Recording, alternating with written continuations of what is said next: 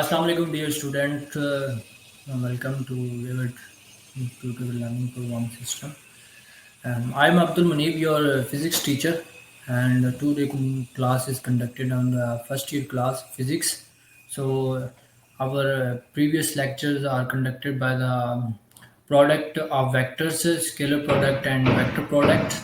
So now we have upcoming to next topic. Our next topic is torque. What is torque? Torque क्या होती है इसके बारे में हम आज पढ़ेंगे और हम सीखेंगे कि टार्क कौन कौन सी क्वांटिटी के मिलने से बनती है। मीन्स कि हमारे पास टार्क जो है, जो हमारी जो टार्क एक क्वांटिटी है, जैसे फोर्स एक क्वांटिटी है, इसी तरह टार्क जो है वो एक इफेक्ट है।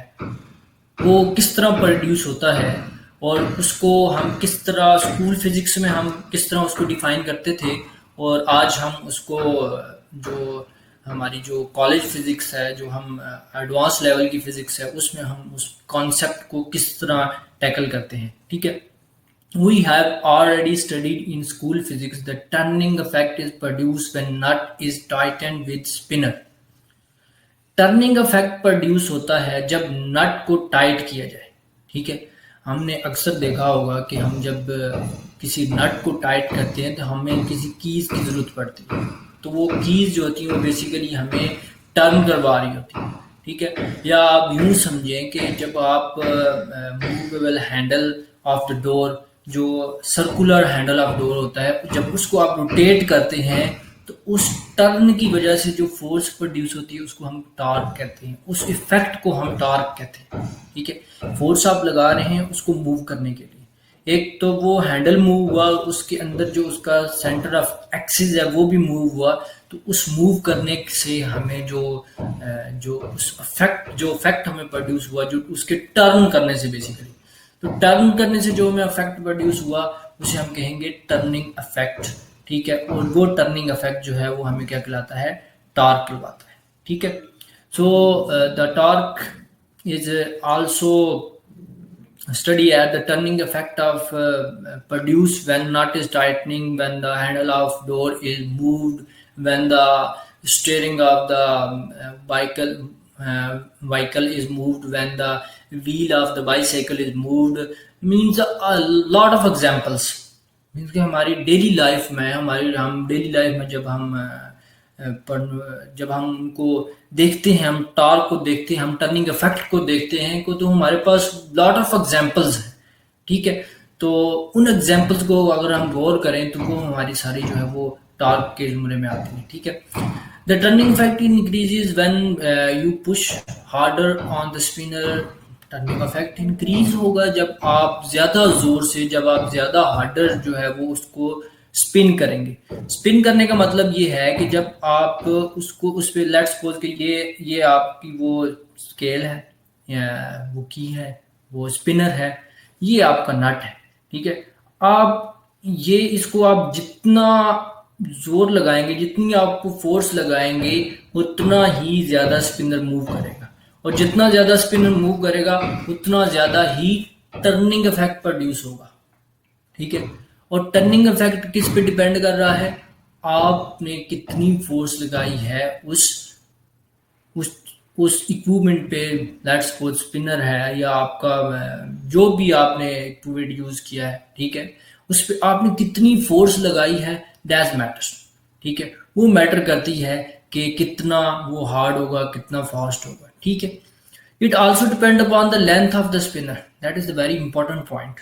एक तो होगी फोर्स कि आपने फोर्स लगाई, इस पे आपने फोर्स लगाई। ठीक है, ये यूं समझिए कि ये हमारे पास जो है वो नट है, ये हमारे पास स्पिनर है, आपने फोर्स लगाई, कितनी ज्यादा फोर्स लगाई, वो रोटेट हुआ। ठीक है, उतनी रोटेशन तो हो गई आपकी कि वो एक फैक्टर बन गया कि आप जितनी हार्ड पुश करेंगे उतना ज्यादा स्पिनर मूव करेगा। एक और फैक्टर है कि जितनी ज्यादा स्पिनर की लेंथ होगी उतना ही ज्यादा टर्निंग इफेक्ट प्रोड्यूस होगा। ठीक है, अगर मैं आपको इस डायग्राम में दिखाऊं जो मैंने बनाई हुई है, ठीक है, अब देखें, एक छोटा स्पिनर है, the nut is easy to turn with spinner, it is easier still, spinner has a long handle, ठीक है, देखिए जब हमें कोई छोटी सी जगह पे, जब लेट्स सपोज कि हम कहते हैं कि हम हमारा जो है हमारा एक इक्विपमेंट काम नहीं करता। लेट्स सपोज कि इस डायग्राम में जो हमें दिखाया गया है, अगर मैं इसको इस वन एग्जांपल को लूं तो इसको इजीली नट को हम टाइट कर सकते हैं या इसको लूज कर सकते हैं। ठीक है, इसको टाइटनिंग करने के लिए ये जो स्पिनर हम यूज कर रहे हैं इसको हम इजीली टाइट या लूज कर सकते हैं। ठीक है, लेकिन जब इसकी लेंथ इंक्रीज होगी तो इसका टर्निंग इफेक्ट जो है, जो हम टर्न करवा रहे हैं, वो और ज्यादा प्रोड्यूस होगा। So it's turning effect is more. तो इसका टर्निंग इफेक्ट जो है वो क्या होगा, मोर होगा। तो इस डायग्राम में, बी वाली डायग्राम में आपको दिखाया गया है, इस डायग्राम में आपको सिर्फ दिखाया गया है कि टर्निंग इफेक्ट इजीली प्रोड्यूस हो रहा है। इस डायग्राम में आपको दिखाया गया है कि फोर्स इस तरफ लग रही है। स्क्रू को हम क्या कर रहे हैं, it is easier still if the spinner has a long handle.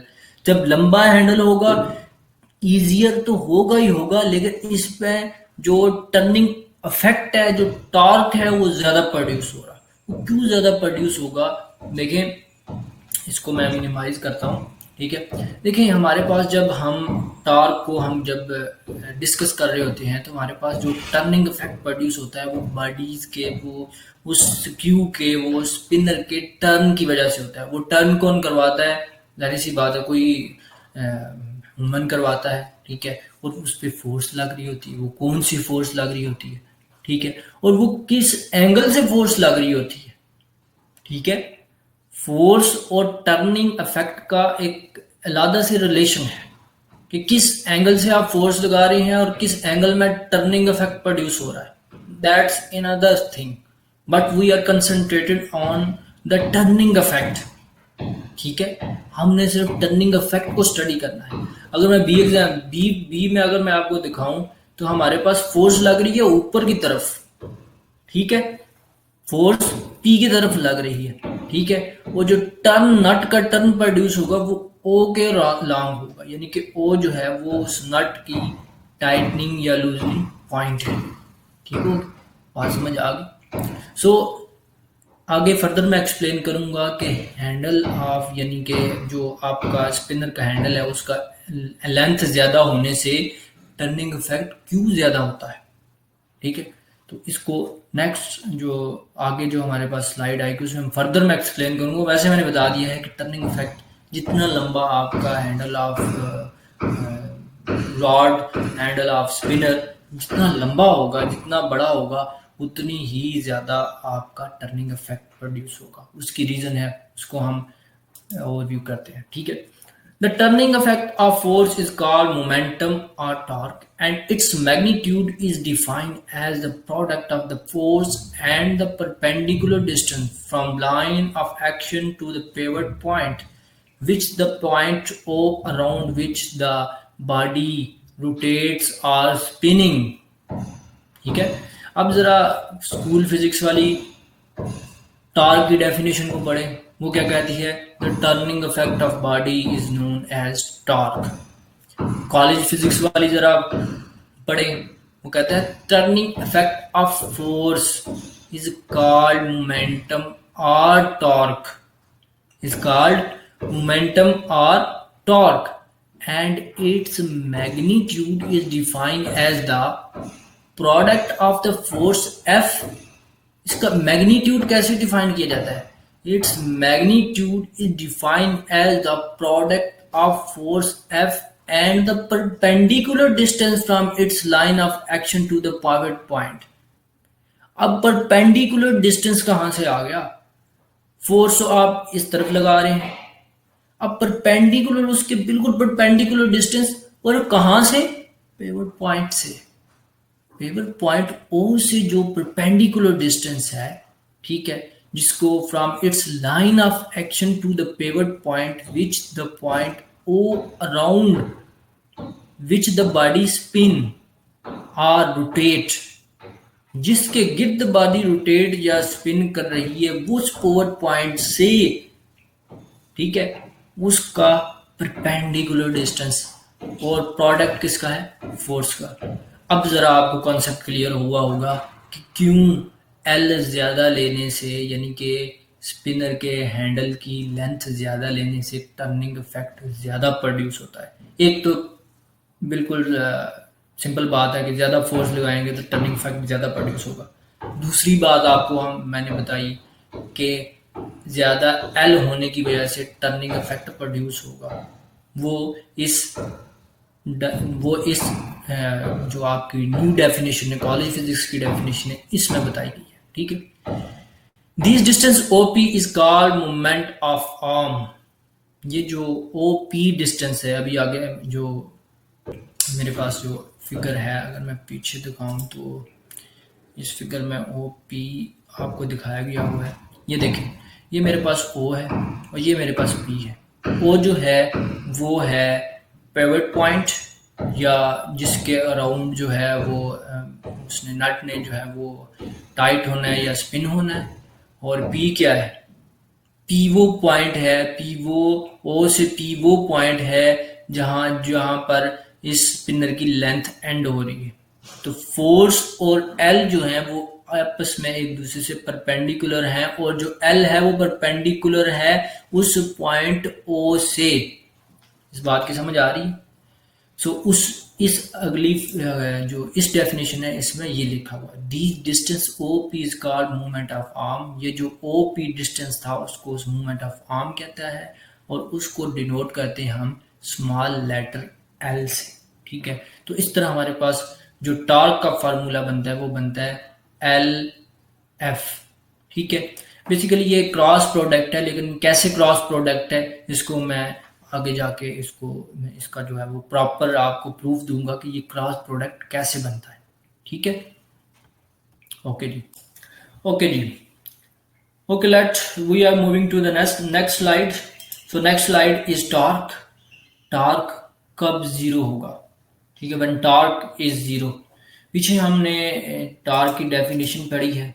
इस डायग्राम से हमने, ये ओ है, ये पी है, और ये जो डिस्टेंस है वो एल के इक्वल है, जिसको हम कहते हैं मूवमेंट ऑफ आर्म।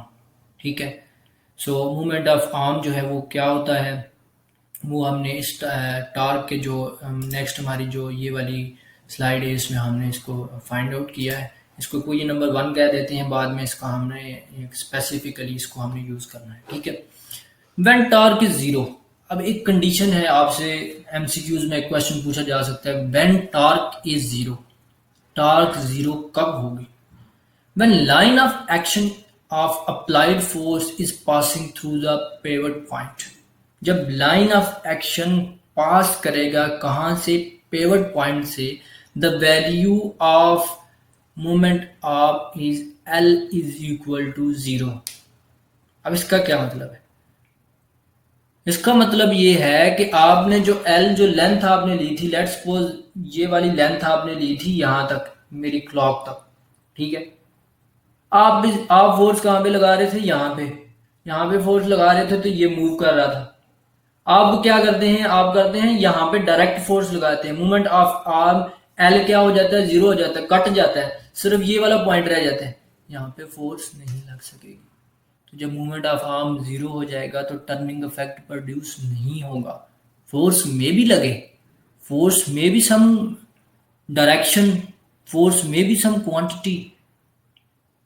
ठीक है, force has some quantity but the moment of arm is zero।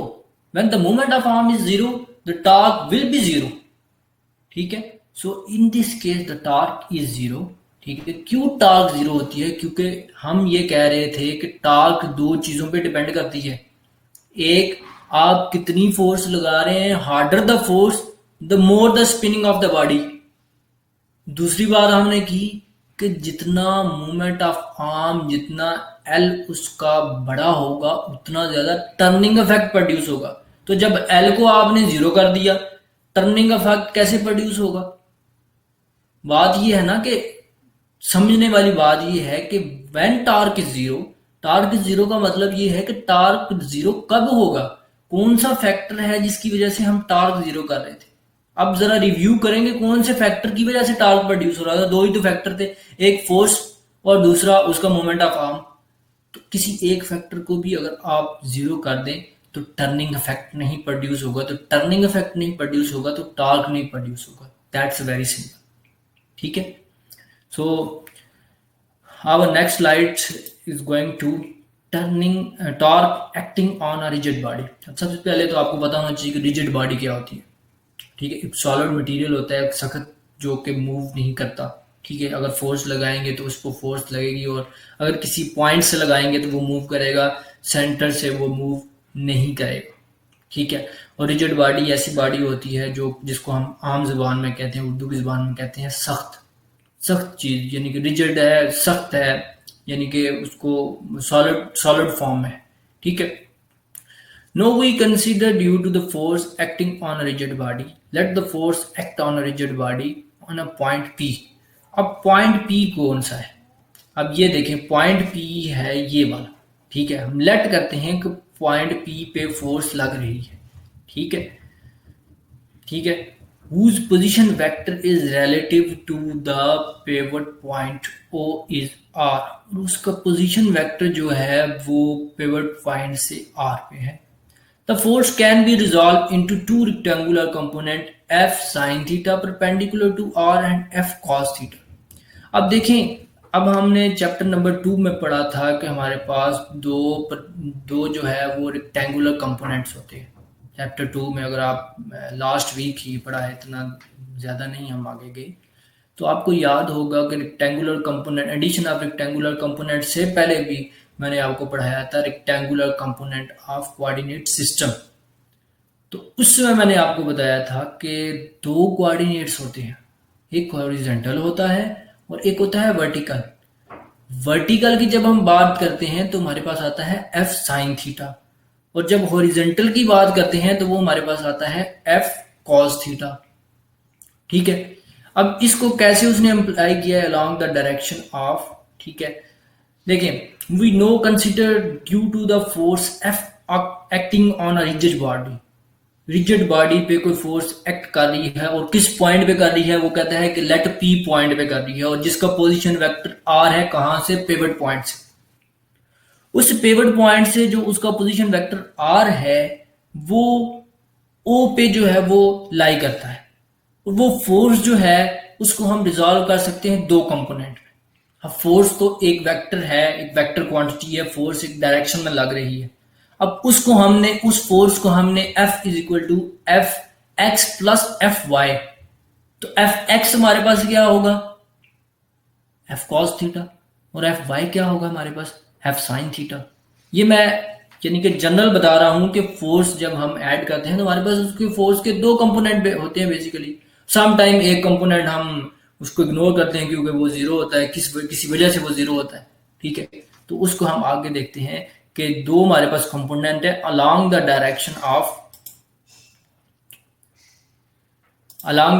Of that force. ठीक है, इस फोर्स की डायरेक्शन में। ठीक हो गया। सो नेक्स्ट है हमारे पास the torque due to F cos theta about pivot point is zero. अब कॉस थीटा जीरो क्यों हो गया? About pivot point, pivot point कौन सा है? रिजिड बॉडी का, जहां पे बॉडी फिक्स्ड है, जहां से सेंटर है वहां से उसने मूव करना है। ठीक है, फोर्स किस डायरेक्शन में लग रही है? पी की डायरेक्शन में, पी से फोर्स आपको नजर आ रही है। ठीक है, अगर मैं कहूं कि F cos theta pivot point पे लाइन ऑफ एक्शन पास कर रहा है, तो इसका मतलब है कि उसका जो एफ कॉस थीटा है वो जीरो है। अब जीरो होने का मतलब क्या है? जीरो होने का मतलब ये है कि अब मैं कह रहा था ना कि एफ जो है वो बेसिकली एफ एक्स और एफ वाई पे फिक्स्ड होता है, यानी कि उसका एक्स एक्सिस और उसका वाई एक्सिस। ठीक है, और जो एक्स एक्सिस है वो डिपेंड करता है उसके हॉरिजॉन्टल कोऑर्डिनेट, और जो वाई एक्सिस है वो डिपेंड करता है उसके वर्टिकल कोऑर्डिनेट। ठीक है, तो एफ वाई जो आपके पास हो जाता है वो होता है वर्टिकल। ठीक है, अब अगर पिवट पॉइंट के, वो कहता है कि the torque due to F cos theta about pivot O is zero as line of action is passing through the pivot point. अब जरा लाइन ऑफ एक्शन को गौर करें तो लाइन ऑफ एक्शन कहां से पास कर रही है? पिवट पॉइंट से। और पेवट पॉइंट के ही अलोंग, पेवट पॉइंट के ही अलोंग, अगर मैं पिछली स्लाइड को जरा देखूं तो मेरे पास अगर ये वाली डायरेक्शन है इस लाइन ऑफ एक्शन की, तो सेम डायरेक्शन बन रही है एफ कॉस थीटा की, यानी कि पेवट पॉइंट और जो लाइन ऑफ एक्शन है, जो जो हमारे पास, अगर ये हम एफ कॉस थीटा कर सकते हैं, तो ये एफ साइन थीटा अगर ये किया हुआ है और एफ कॉस थीटा ये किया हुआ है, तो ये वाला कंपोनेंट भी एफ कॉस थीटा हो सकता है, क्योंकि ये वाला कंपोनेंट जो आपके पास पासिंग पी से कर रहा है, लाइन ऑफ एक्शन है, वो परपेंडिकुलर है किसके, कॉस थीटा के। और आपको पता है कि कॉस थीटा की चीज जब किसी भी एक्शन में परपेंडिकुलर आ जाता है, तो परपेंडिकुलर का मतलब है कि 90 डिग्री, तो कॉस में 90 जब पुट करेंगे तो हमारे पास आंसर क्या आएगा, 0 आंसर आएगा। तो इसलिए हम कहते हैं कि जो हमारा जो कॉस थीटा होता है, जो इस केस में रिजिड बॉडी के केस में जब आप फोर्स लगा रहे हैं along the direction of line of action, आपका जो है वो पेवट पॉइंट के अलोंग है, ठीक है। जब आप फोर्स पेवट पॉइंट के अलोंग लगा रहे हैं तो आपका जो एफ कॉस थीटा है वो ड्यू टू परपेंडिकुलर होने की वजह से वो क्या हो जाता है, 0 हो जाता है। तो फिर हम सिर्फ डिस्कस करते हैं एफ साइन थीटा को। Therefore the magnitude of the torque due to F equal to the torque due to F sine theta only about O is given by. तो F sine theta and sine theta क्यों exist कर रहा है, यहाँ पे भी line of action और F sine theta एक दूसरे के परपेंडिकुलर है, लेकिन एफ साइन थीटा साइन में 90 पुट करें तो 1 आता है, तो इसलिए वो 0 नहीं होगा, उसकी वैल्यू 1 होगी। तो इसलिए जो टॉर्क, नेट टॉर्क जो प्रोड्यूस हो रहा है वो हमारे पास एफ साइन थीटा की वजह से प्रोड्यूस हो रहा है, और दूसरा उस लाइन ऑफ एक्शन आर की वजह से, ठीक है। जो force basically movement of arm r कहते हैं, एल है, तो उसका लाइन ऑफ एक्शन जो बनेगा हमारे पास वो बनेगा आर, ठीक है। So alternative the moment arm L is equal to the magnitude of R perpendicular to the line of action F is given by। जो L है वो किसके इक्वल है, L जो है equal to the magnitude of component of R। Magnitude of component of R, R is a position vector और वो perpendicular to line of action of the force, यानी कि इस तरह परपेंडिकुलर है। तो जब perpendicular to line of action of force होगा तो हमारे पास आर साइन थीटा होगा, ठीक है। तो r sine theta into f, यानी कि आर जो है, अब पहले एफ जो है वो साइन थीटा इंटू आर था, अब नेक्स्ट लाइन में हमने कहा है कि आर जो है वो भी परपेंडिकुलर है एफ के, तो वो परपेंडिकुलर होने का मतलब ये है आर साइन थीटा, ठीक है।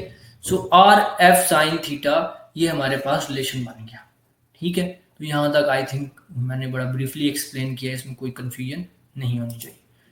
सो हम कहते हैं कि where theta is angle between R and F, from above two equation torque can be defined as a vector of R, vector product या cross product of R and F.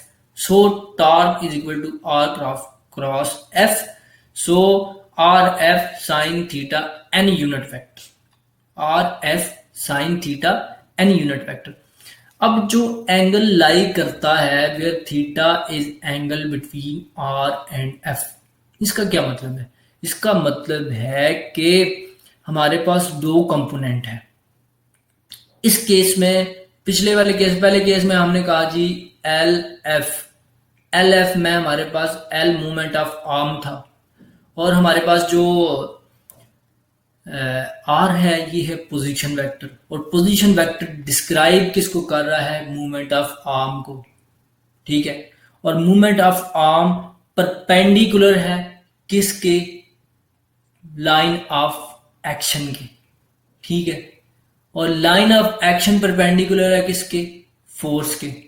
तो means के are भी F के perpendicular है और F भी are के perpendicular है। तो एक दफा हमने ये कंसीडर किया कि r sine theta into f, एक दफा हमने ये कंसीडर किया कि f sine theta into are.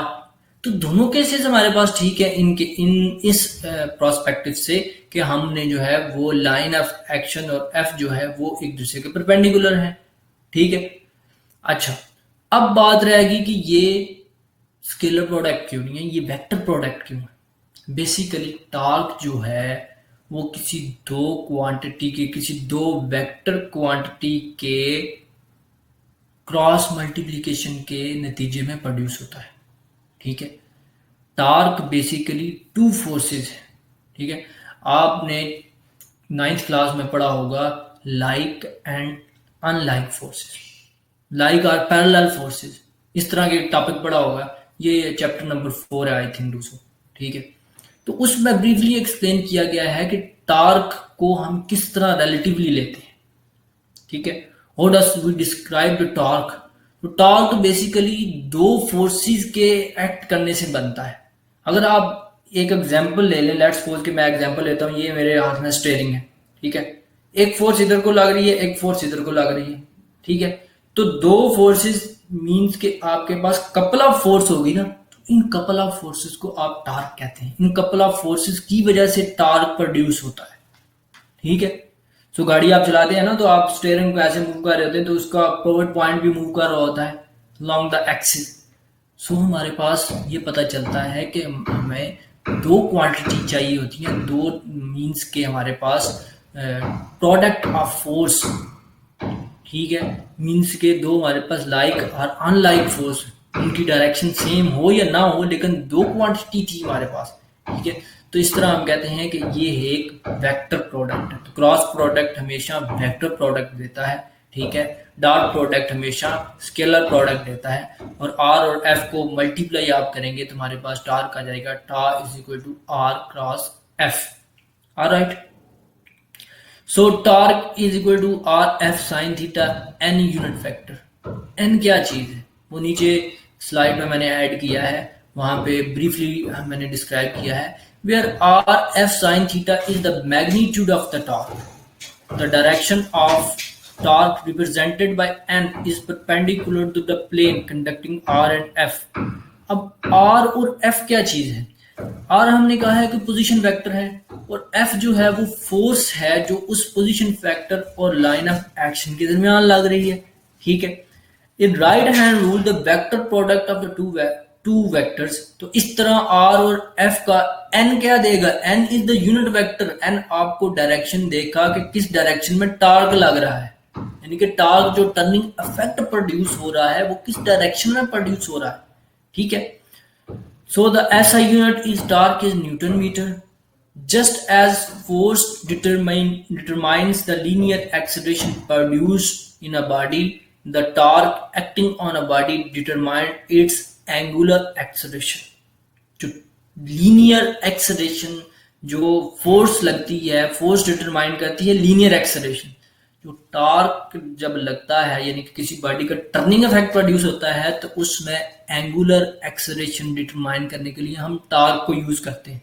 ठीक है, सो torque is an analogous of the force of rotational motion if the body is at rest or rotating with uniform angular velocity, the angular acceleration will be zero। In this case the torque acting on a body will be zero। अब ये बड़ा एक important point है, ये अक्सर MCQs में आ जाता है। ये पॉइंट ये है कि अगर बॉडी जो है वो रेस्ट पे है या रोटेट कर रही है किसी यूनिफॉर्म, यूनिफॉर्म का मतलब है एक जैसी एंगुलर वेलोसिटी से। आपको पता है कि अगर यूनिफॉर्म एंगुलर वेलोसिटी होगी तो यूनिफॉर्म जो एंगुलर एक्सेलरेशन है वो जीरो हो जाएगा, क्योंकि चेंज इन एंगुलर वेलोसिटी की वजह से प्रोड्यूस होता है एंगुलर एक्सेलरेशन। तो एंगुलर एक्सेलरेशन जीरो होने का मतलब है कि टॉर्क भी जीरो हो जाएगा। तो यहाँ पे अगर कोई क्वेश्चन आ जाए कि यूनिफॉर्म एक्सेलरेशन, अगर कोई बॉडी रोटेट कर रही है तो यूनिफॉर्मली उसकी एंगुलर वेलोसिटी है, तो उसका टॉर्क ऑलवेज जीरो होगा, क्योंकि उसका एंगुलर एक्सेलरेशन जीरो होगा। ठीक है, so the student there is the brief discussion on torque and I think I have no part which have to leave. मैंने कोई ऐसा पार्ट छोड़ा नहीं है कि जिसको हम डिस्कस ना कर सकें। सो अपने राय का इजहार करें, कोई क्वेश्चन आपको नहीं समझ आया तो उसके बारे में बताएं, और अगर आप कुछ इसमें ऐड करना चाहते हैं या इसमें कुछ क्वांटिटीज मिसप्लेस हैं या कोई आपकी डायग्राम्स की प्रॉब्लम्स हैं, तो kindly you can just one message and I will be reply in your next lecture. तो तब तक के लिए अपना ख्याल रखिए। इंशाल्लाह हम अगले लेक्चर में आपके साथ दोबारा हाजिर होंगे। अल्लाह हाफिज़।